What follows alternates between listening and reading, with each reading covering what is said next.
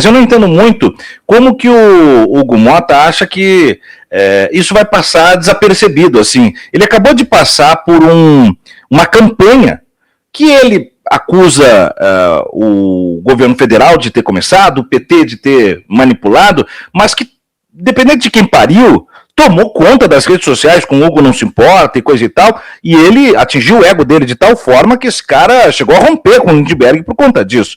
Mas ele pensa o quê? Que a sociedade vai engolir essa de não, tô limpando a pauta, resolvendo só aqui, só para fechar o balancete do final de ano. Para aí, só um pouquinho, ninguém é idiota. E quem ainda não acordou para isso vai ser acordado porque as coisas vão acontecer. Você acha que agora é hora de tomar a rua, Giovana? Eu acho que tá mais que na hora, Thiago. Esse clima que coloca a gente na disputa, aliás, na derrota da disputa política institucional, assusta, e tem que assustar mesmo, porque diante dos nossos olhos, uma expulsão da imprensa tradicional de dentro do plenário, sem nenhum tipo de justificativa protocolar do ponto de vista do regimento interno da Casa Legislativa, é inaceitável, é uma espécie de censura, uma espécie de limitação do direito de ir e vir. E, no fim das contas, quando a gente olha para o Congresso Nacional, e depois da votação desse PL da dosimetria, que nada mais é do que o próprio PL da anistia reformulado e vestido de calças, vamos dizer assim, a gente precisa se posicionar e, sobretudo, tomar as ruas para justificar que o nosso campo precisa apresentar uma agenda política. Você sabe que eu tenho dito por aí que a gente precisa cada vez mais reivindicar o nosso lugar no campo popular. E não tem um jeito senão apresentar entregas, apresentar iniciativas. Mas com esse Congresso, ficou nítido que o presidente Lula está amarrado, está engessado diante de um Congresso não só conservador, mas um Congresso que não vê benefício numa agenda popular, mas mais do que isso, um Congresso que, depois de Bolsonaro, congelou o orçamento público e que não tem benefício nenhum de aprovar uma agenda do presidente Lula, porque eles mesmos já detêm um orçamento de 200 milhões de reais. É preciso um grande levante popular para que a gente possa, de uma vez por todas, demonstrar para a população que o problema não está na política, mas sim naqueles que sentam nas suas cadeiras, às vezes eleitos até mesmo com menos voto que vereador de capital, e que estão lá, executando um orçamento público suntuoso e que, sobretudo, não tem compromisso com a população brasileira. O que nos assusta veementemente é, no fim das contas, essa inércia e, sobretudo, esse poder todo que o Hugo Motta tem exercitado lá na Câmara dos Deputados, e a gente, muitas vezes, de braço cruzado. A gente precisa, de uma vez por todas, falar de política, politizando e sendo pedagógico com a população. Muito bom, Giovana. E o que você acha que acontece, que se dá agora em termos de Senado? A grosso modo, a nossa audiência até fica com uma expectativa de que no Senado as coisas possam se ajeitar. Dá para criar essa esperança, ou você acha que o Senado vai acompanhar a linha do que aconteceu na Casa Baixa? Olha, recentemente a gente teve essa movimentação de rua que pressionou o Senado e que retroagiu nesse avanço contraproducente, não só do ponto de vista legislativo, mas do ponto de vista da política brasileira e da democracia brasileira. Então, acredito que sim, se a gente houver movimentação popular, deve poder brecar essa movimentação do Senado. Entretanto, a gente sabe que o Senado também é conservador e que geralmente acompanha a pauta da Câmara dos Deputados e, sobretudo, também pelo processo de maioria estabelecida pela oposição do presidente Lula hoje. Então, há que se ter esperança, é fato, mas não dá para se ter esperança de braço cruzado, né? A gente não pode esperar, é preciso agir.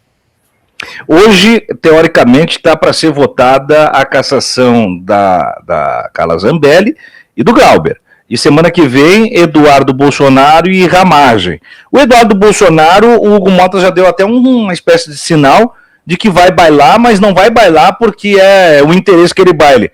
É porque realmente o cara tem falta suficiente que inviabiliza o argumento. Ou seja, deixou o aluno do fundão, que atrapalha a turma, rodar por falta e não por nota. Seria mais ou menos isso.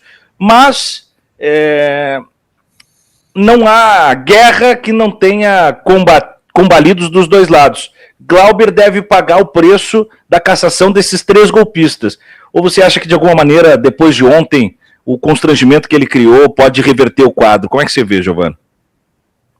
acho que sinceramente, o clima foi piorado. O clima piorou.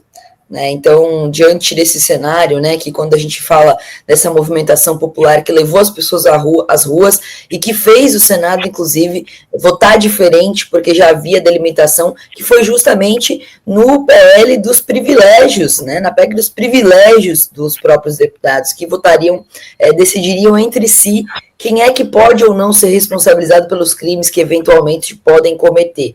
Naturalmente, se a gente tivesse essa PEC aprovada, nada mais, nada menos do que teríamos anistiado todos aí os deputados e certamente talvez nem sequer esses pedidos de cassação teriam sido abertos.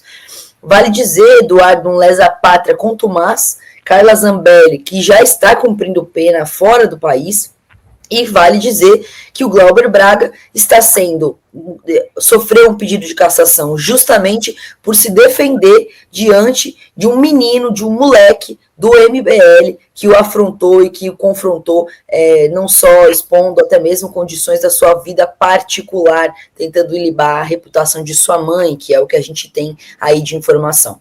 No fim das contas, uma preocupação muito grande, Thiago. Acho que, sim, o Glauber pode pagar a conta da equivalência, da tentativa de equivalência, é verdade, tentativa de equivalência dessa turma, caçar os golpistas e caçar o Glauber para poder dizer que não está nem do lado nem do outro, mas a gente sabe muito bem a que senhores eles servem.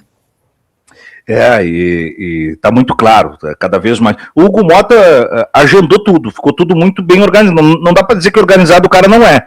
Ele fez toda uma mise-en-scène ali de Ulisses Guimarães, Constituição na mão, depois ele muito rapidamente fala sobre despolarização, aí ele dá uma acenada para a extrema-direita, quando o governo vai cobrar, ele acena para o Lula, viaja com Lula, parece que realmente vai ficar do meio para cá, aí do nada vem aquela campanha, ele rompe com o PT, depois, para não ficar chato, ele teoricamente rompe com Sóstenes, e no apagar das luzes bota a PL.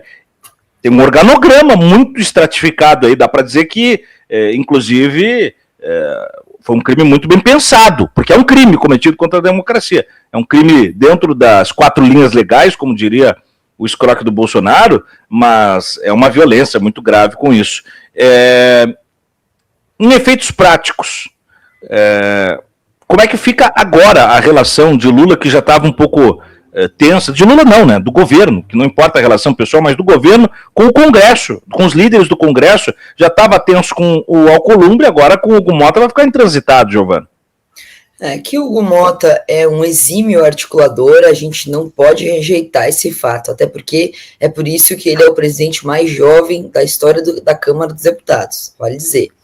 Um deputado que foi eleito muito jovem e que tem diversos mandatos nas costas, então um articulador de bastidor e que assume a presidência da Câmara no meio de um momento muito estratégico para o Brasil, sobretudo no momento em que há que se rejeitar a ideia de que precisamos superar a polarização.